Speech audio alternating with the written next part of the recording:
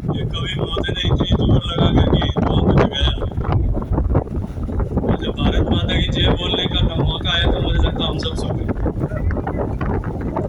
जो यहाँ बैठा है और जिसके मन में भैरव जी की भक्ति है, वो दोनों हाथ खड़े करो एक बार, मैं देखूं किसके किसके मन में। अब जिन्होंने हाथ खड़े किए वो संकल्प की मुट्ठी बंद करो और ये संकल्प लेकर के हमें अपने देश को विकसित देश बनाना है। बोलो भारत माता की, भारत माता की, बोलो भक्तर भगवान की, बोलो भिलुड़ा के नाथ की, बोलो भैरव जी महाराज की। भैरव बुद्धों के इस महाकुंभ में मंच पर आसीन धर्म की ध्वजा को अक्षुण्ण रखने के लिए अपना जीवन समर्पित करने वाले, हिंदी में एक कविता है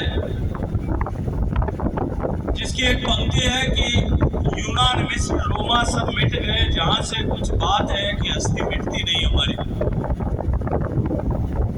अनेक सदियों तक ये अनेक दौर हमारे संस्कृति को नेस्तनाबूद करने के, उसे समाप्त करने के, सनातन की संस्कृति को बदलित करने के अनेक अभियान हुए, अनेक हजारों साल तक आक्रांता आए। इस भारत की सनातन संस्कृति के बाद में अनेक संस्कृतियां विश्व भर में उदित हुई। काल के प्रवाह में वो सारी संस्कृतियां समाप्त हो गई, केवल एक सनातन संस्कृति भारत की, हमारी अपनी हिंदू संस्कृति बची रही। कवि जो कहता है कि क्या बात है कि सत की हस्ती मिटती नहीं हमारी, वो बात ये भगवान के वेशधारी हैं जिन्होंने इस देश की संस्कृति को बचाए रखने के लिए अपना जीवन समर्पित किया। मैं स्वामी बालकनाथ जी जो सांसद हैं, संसद में मेरे साथी हैं, लेकिन गुरु गोरक्षनाथ परंपरा के दूसरे सबसे बड़े पीठ स्थल बोहर के महंत है, गादीपति है। मैं इनके श्री चरणों में प्रणाम करता हूँ, इनका अभिनंदन करता हूँ, इनका अभिवादन करता हूँ। मंच पर उपस्थित संसद के साथ ही इस क्षेत्र के यशस्वी सांसद, आप सबके लोकप्रिय जनप्रतिनिधि आदरणीय कनकमल कटारिया जी, भारतीय जनता पार्टी के प्रदेश महामंत्री आदरणीय सुशील कटारिया जी, गढ़ी के विधायक आदरणीय कैलाश मीणा जी,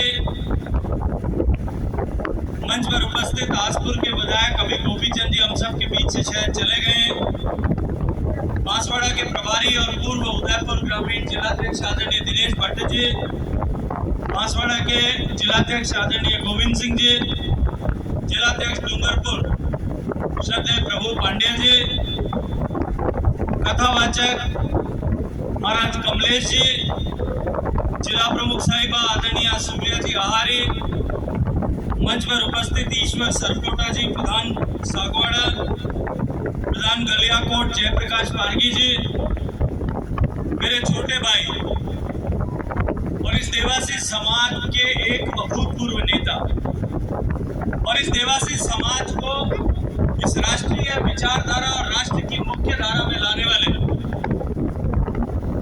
जनसंघ के समय से भारतीय जनसंघ के समय से देवासी समाज का इस विचारधारा के साथ में नाता जोड़ने में बहुत बड़ी भूमिका निभाने वाले युग पुरुष आदरणीय स्वर्गीय भोपाल राम जी देवासी के सुपौत्र श्री जगदीश जी देवासी, मंच पर उपस्थित अन्य सभी महानुभाव, सभी समाज के बुजुर्गगण, श्रद्धेय भोपा जी, समाज के सभी पंचगण, समाज के सभी मुखिया, समाज की विभिन्न खाम जिनके सब के नाम यहाँ लिखे गए, उन सब के प्रतिनिधिगण और इस धर्म सभा में दूर दराज क्षेत्र से उपस्थित आए पिता तुल्य बुजुर्ग, मातृशक्ति, युवा साथियों, पत्रकार मित्रों, मैं अपनी बात प्रारंभ करूं उससे पहले मैं अभिनंदन करना चाहता हूं और धन्यवाद देना चाहता हूं भाई राज रिबारी का।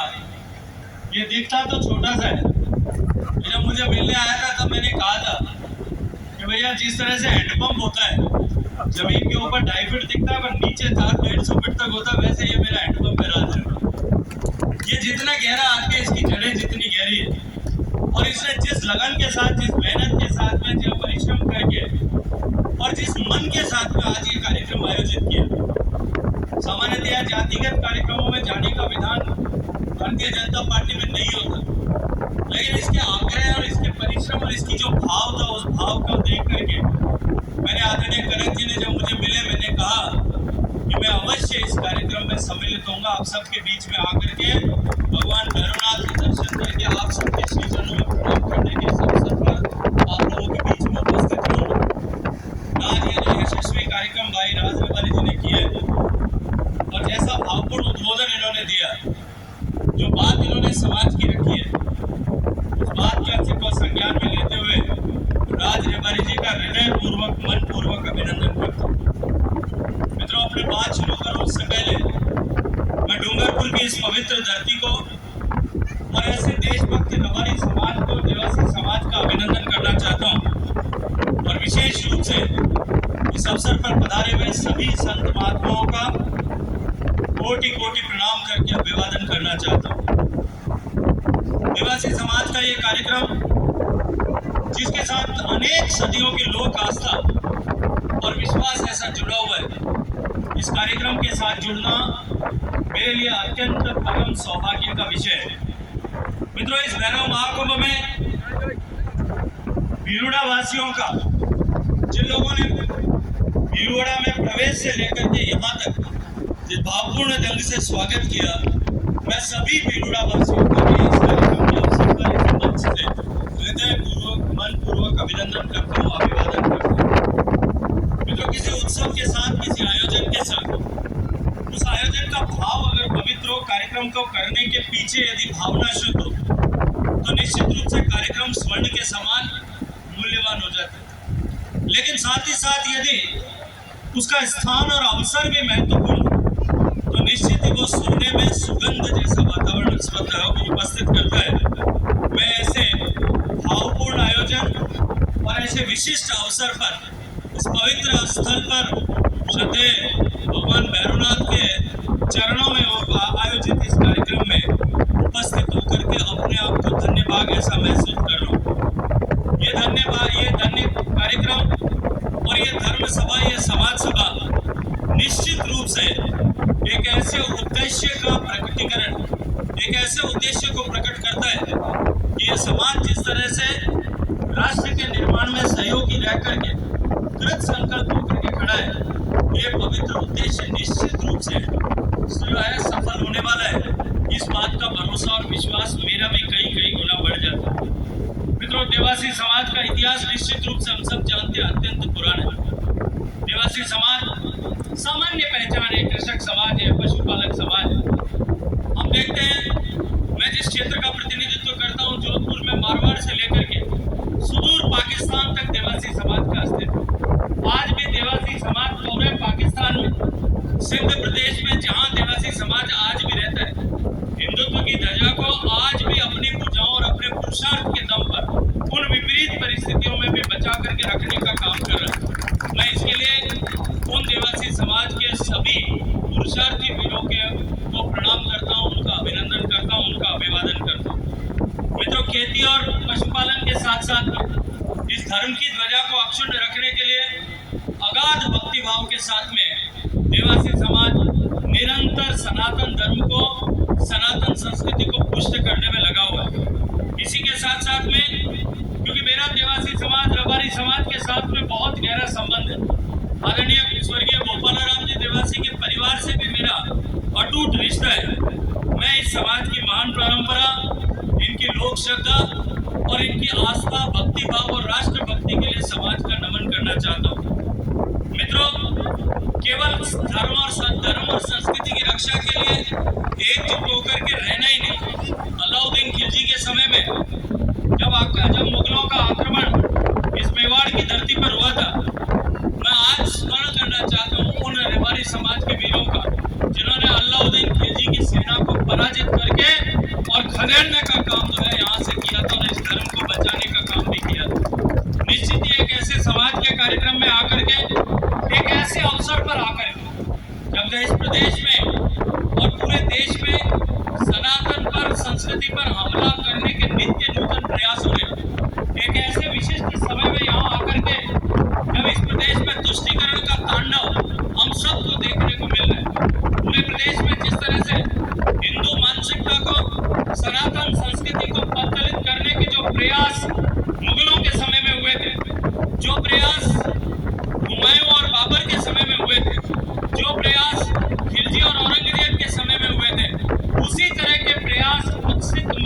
षड्यंत्र के साथ में आज जब एक बार फिर किए जा रहे हैं, सरकारों के संरक्षण में किए जा रहे हैं, राजनीतिक दलों द्वारा अपनी महत्वाकांक्षाओं की प्राप्ति और पूर्ति के लिए जिस तरह से तुष्टीकरण करके ऐसी मानसिकता के लोगों को बढ़ावा दिया जा रहा है, उस समय में ऐसे पवित्र भाव रखने वाले समाज के बीच में आकर के ये सनातन अक्षुण्ण रहेगा, अक्षय रहेगा, मेरी ये मान्यता और विश्वास कई गुना बढ़ जाता है। और इसके लिए भी मैं आप सब लोगों का अभिनंदन करता हूँ, अभिवादन करता हूँ। आप लोगों की धार्मिक आस्था और भावना को देख करके निश्चित रूप से आज मैं यहाँ कह सकता हूँ और जिम्मेदारी के साथ मैं कह सकता हूँ कि ये सनातन बना रहेगा, चाहे कितना भी प्रयास, चाहे बजरंग बली पर बैन लगाने की बात करो, चाहे हिंदू धर्म की हिंदू आस्था के प्रतीक भगवान राम के प्रतीक को, रघुनाथ के प्रतीक को बुलडोजर से ढहाने का काम करो, चाहे भगवान शिव जी के शिवलिंग को आप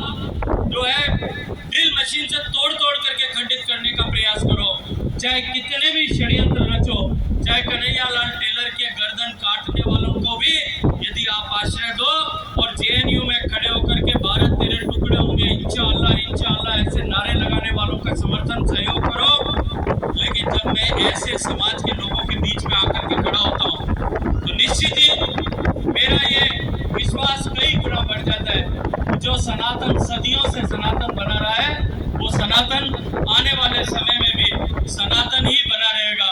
ये सारी ताकतें आखिरकार में पराजित होने वाली। मित्रों, आज एक ऐसे समाज के बीच में आकर के मैं खड़ा हूँ जिस समाज ने इस भारतीय जनता पार्टी का जनसंघ के जमाने से हमेशा अटूट रिश्ता रहा है। जिस तरह से एक माँ और बेटे का रिश्ता होता है, ठीक उसी तरह का रिश्ता भारतीय जनता पार्टी या जनसंघ का और इस रवारी समाज का रहा।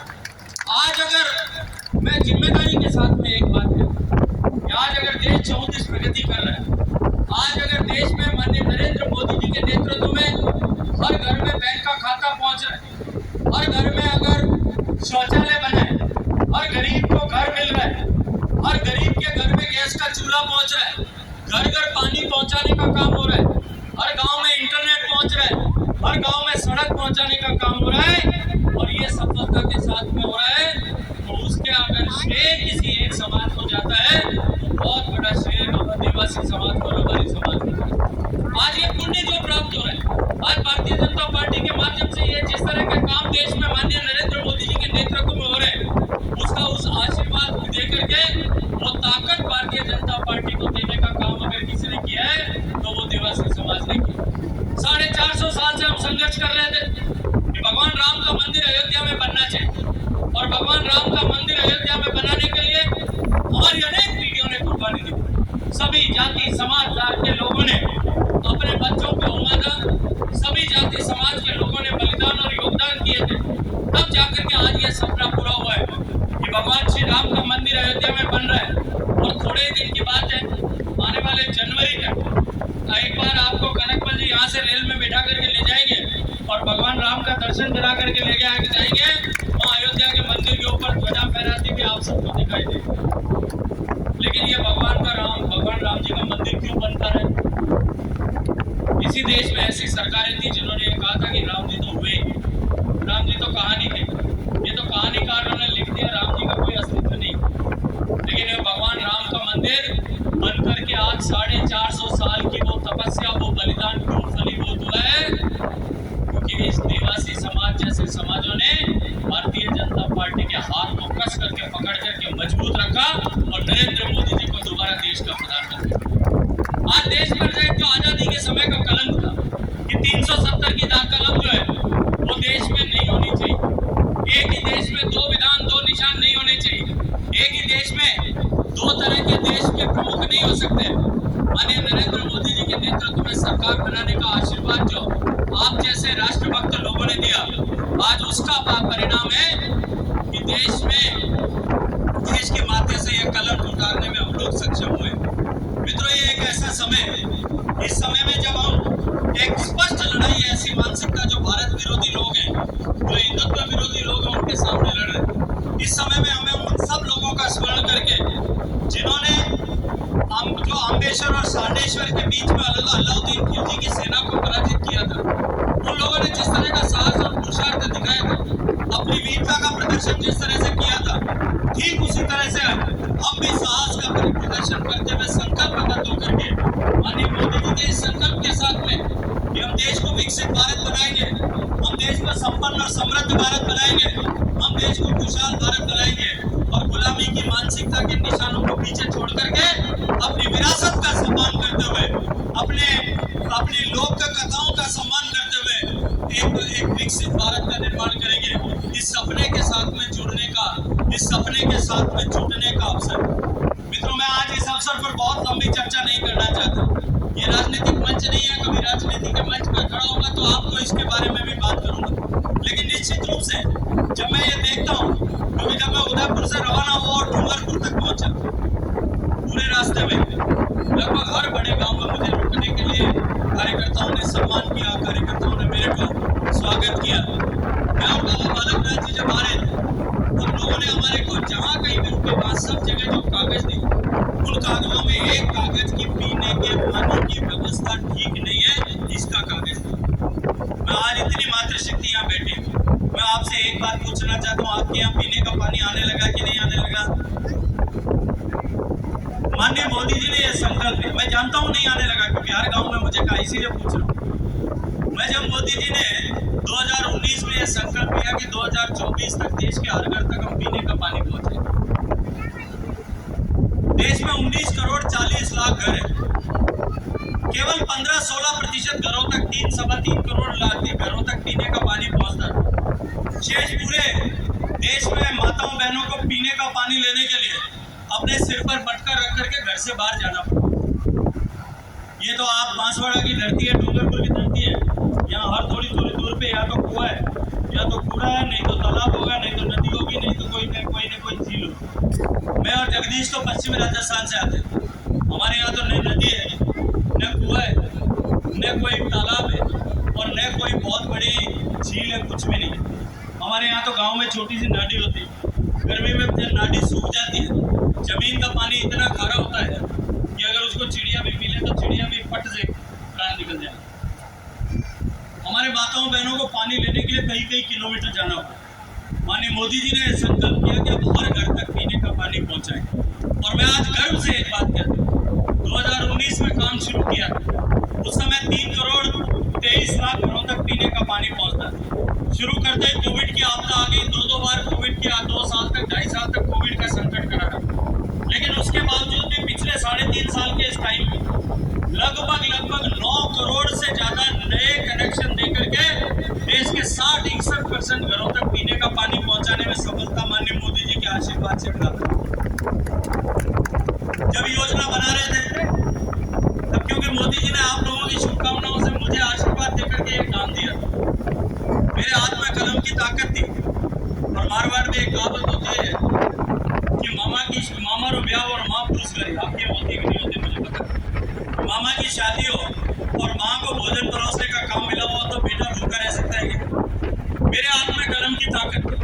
मैंने मोदी जी से निवेदन किया इस तरह के नियम कानून बनाए, क्योंकि राजस्थान सूखा प्रदेश है, राजस्थान में पानी की कमी है, राजस्थान में पानी बहुत कम घरों तक पहुंचा था। मैंने इस तरह के नियम कानून बनाए कि राजस्थान को सबसे ज्यादा पैसा मिलना चाहिए। पिछले 4 साल में 40,000 करोड़ रुपए राजस्थान को दिए, राजस्थान को 40,000 करोड़ रुपए दिए, अन्य प्रदेशों को भी उनके अनुरूप आवश्यकता के अनुरूप पैसा दिया। पिछले 2.5 साल में काम 3.5 साल में काम करते हुए तेलंगाना में 100% घरों तक पानी पहुंच गया, गोवा में 100% घरों तक पानी पहुंच गया, गुजरात में हर घर तक पानी पहुंच गया, पंजाब में हर घर तक पानी पहुंच गया, गोवा में हर घर तक पानी पहुंच गया, हरियाणा में हर घर तक पानी पहुंच गया, अंडमान निकोबार में हर घर तक पानी पहुंच गया और दादरा नगर हवेली में हर घर तक पानी पहुंच गया। बहुत सारे ऐसे प्रदेश हैं जहाँ 90% 95% काम हो गया। आज बिहार में 90, 95, 96% काम हो गया। ऐसे उत्तराखंड में, हिमाचल प्रदेश में अनेक प्रदेश ऐसे हैं जहाँ 95% घर तक पानी पहुंचा। लेकिन मित्रों, सबसे ज्यादा पैसा राजस्थान को दिया और मुझे बहुत दुख होता है जब मैं ये कहता हूँ कि सबसे कम काम अगर किसी एक सरकार ने किया वो इस राजस्थान की कांग्रेस पार्टी की सरकार ने।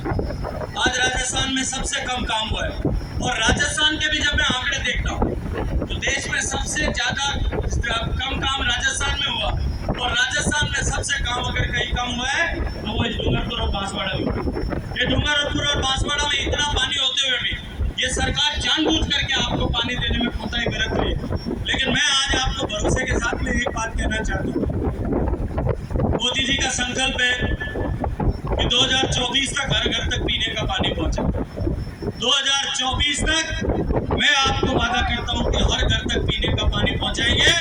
हर घर तक पीने का पानी ले जाकर के आपको देंगे, आपके घर में उचित गुणवत्ता का पानी पहुंचे।